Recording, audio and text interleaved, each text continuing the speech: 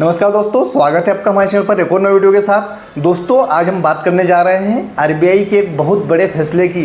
जी हाँ दोस्तों, अब आप अपने बैंक खाते में 4 नॉमिनी तक जोड़ सकते हैं। जी हाँ, पहले जहाँ सिर्फ एक ही व्यक्ति को नॉमिनी बनाया जा सकता था, अब आरबीआई के नए नियम के बाद आप अपने परिवार में 4 सदस्यों को इस लिस्ट में शामिल कर सकते हैं। तो आइए जानते हैं कि ये नया नियम क्या है। खासकर अगर आप बैंकिंग सेक्टर में थोड़ी दिलचस्पी रखते हैं तो आपके लिए जानकारी बहुत ही मायने रखती है। साथ ही बताएंगे कि कौन कौन से खाते पर लागू होगा और कैसे जोड़े 4 नॉमिनी ऑनलाइन या ऑफलाइन। साथ ही दोस्तों वीडियो को आखिर तक ज़रूर देखें, क्योंकि मैं बताने वाला हूं कि पुराने खाते वाले लोग भी इस सुविधा का लाभ कैसे ले सकते हैं। तो दोस्तों अगर अभी तक आपने हमारा चैनल सब्सक्राइब नहीं किया है तो चैनल को फटाफट से सब्सक्राइब कर लीजिए। साथ ही दोस्तों बेल नोटिफिकेशन को ऑन पे रखिए, जिससे कि आप हर जानकारी आप तक पहुँचे। तो दोस्तों पहले के नियम के मुताबिक किसी भी बैंक खाते में सिर्फ एक ही नॉमिनी जोड़ा जा सकता था, जो कि आपको पता ही है। मतलब अगर खातेदार की मृत्यु हो जाती है तो सिर्फ वही एक व्यक्ति उस पैसे का पूरा हकदार होता था। अब सोचिए कि अगर परिवार में पत्नी, बच्चे, माता पिता सभी हैं और सिर्फ पैसा एक को ही मिले और बाकी को न मिले, तो ये कितनी बड़ी कहीं ना कहीं दिक्कत थी। और इसमें अधिकतर विवाद की स्थिति बनती थी और कोर्ट कचहरी तक भी सारे केसेस जाते थे। क्योंकि दोस्तों हमने बैंकिंग शिकायत में देखा है कि हर साल बैंकिंग और आरबीआई के पास बहुत सारी शिकायतें लेकर लोग आती थी। तो लोग कहते थे कि हमने गलती से सिर्फ एक ही नाम डाला था, अब बाकी लोग पैसा नहीं निकाल पा रहे हैं। तो दोस्तों इसका ही समाधान निकालने के लिए सरकार ने इस नियम को लागू किया है। तो दोस्तों अब देखते हैं कि आरबीआई ने जो महत्वपूर्ण बदलाव किए हैं उसमें आप किस प्रकार से इसमें आप चेंजेस कर सकते हैं। अब बात करते हैं कि नया नियम क्या कहता है। तो आरबीआई ने हाल ही में अपने बैंकिंग सर्कुलर में साफ साफ कहा है कि अब बैंक खाताधारक 4 नॉमिनी तक अपना नॉमिनी जोड़ सकते हैं। और सबसे खास बात यह है कि हर नॉमिनी को अलग अलग शेयर यानी कि कितना परसेंटेज आपको देना है, तो ये आप दे सकते हैं। उदाहरण के लिए अगर आपके खाते में 1 लाख रुपए हैं तो आप चाहे तो पत्नी को 40%, बेटे को 30%, बेटी को 20% और अपनी माताजी को 10% शेयर दे सकते हैं। इसका मतलब यह है कि जब खातेदार का निधन होगा तो बैंक इसी अनुपात में पैसा सीधे नॉमिनियों के खाते में ट्रांसफ़र करेगा।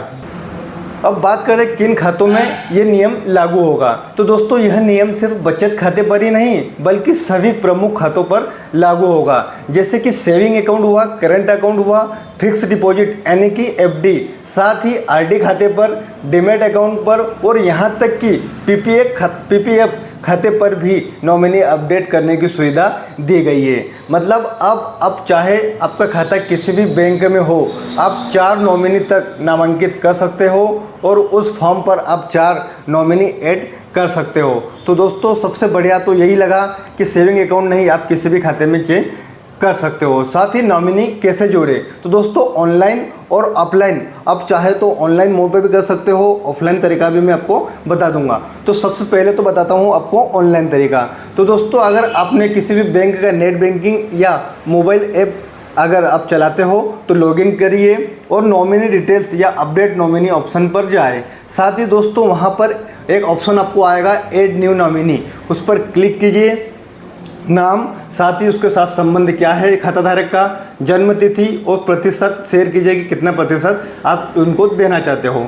अंत में दोस्तों ओटीपी आएगा, ओटीपी को क्लिक कीजिए और उसे सबमिट करिए। दोस्तों SBI, HDFC, ICI, axis bank, PNB, bank of Baroda, लगभग सभी बैंकों में ये सुविधा शुरू हो चुकी है। साथ ही दोस्तों बात करें ऑफलाइन तरीके की, जिनके पास नेट बैंकिंग सुविधा नहीं है या मोबाइल बैंकिंग नहीं है, तो अपने बैंक खाते की नज़दीकी शाखा में जाइए और वहाँ से फॉर्म D1 भरिए। उसमें 4 नॉमिनी के नाम और प्रतिशत शेयर लिखे, फॉर्म पर सिग्नेचर करें और उसे जमा कर दें। साथ ही बैंक आपकी पासबुक में नॉमिनी रजिस्टर की एंट्री कर देगा। दोस्तों इसके लिए आपको बैंक खाता बुक की फ़ोटोकॉपी, साथ ही नॉमिनी के आधार कार्ड की फ़ोटोकॉपी भी आपको देना रहेगा, जो कि बैंक में आपको जमा करना है। साथ ही सबसे बड़ा बात आती है कि आप पुराने खातों में कैसे अपडेट कर पाओगे। तो अगर आपका खाता पुराना है, उसमें पहले सिर्फ एक ही नॉमिनी है, तो घबराने की ज़रूरत भी नहीं है। आरबीआई ने यह नियम पुराने खातों पर भी लागू किया है।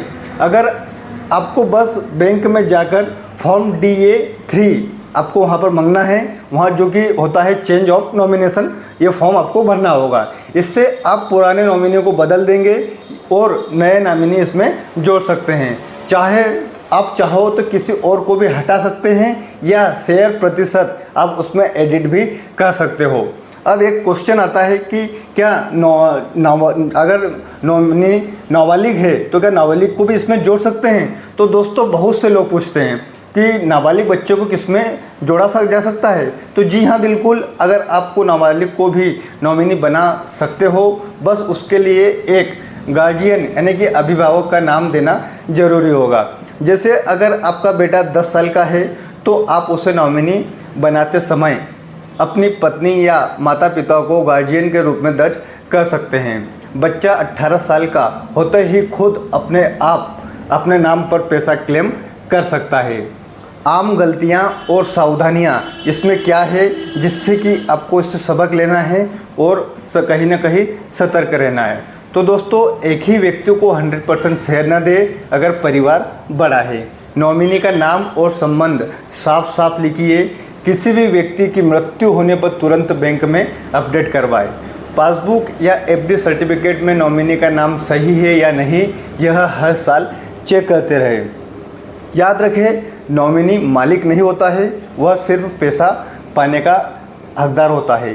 कानूनी वारिस का अधिकार अलग रहता है। अब बात कर लेते हैं कि इसके फ़ायदे क्या है और साथ ही इसके रिज़ल्ट क्या निकलेंगे। तो दोस्तों, आरबीआई का यह कदम बैंकिंग सिस्टम में पारदर्शिता लाएगा। अब परिवार में झगड़े, क्लेम की लंबी प्रक्रिया और कोर्ट के चक्कर कम होंगे।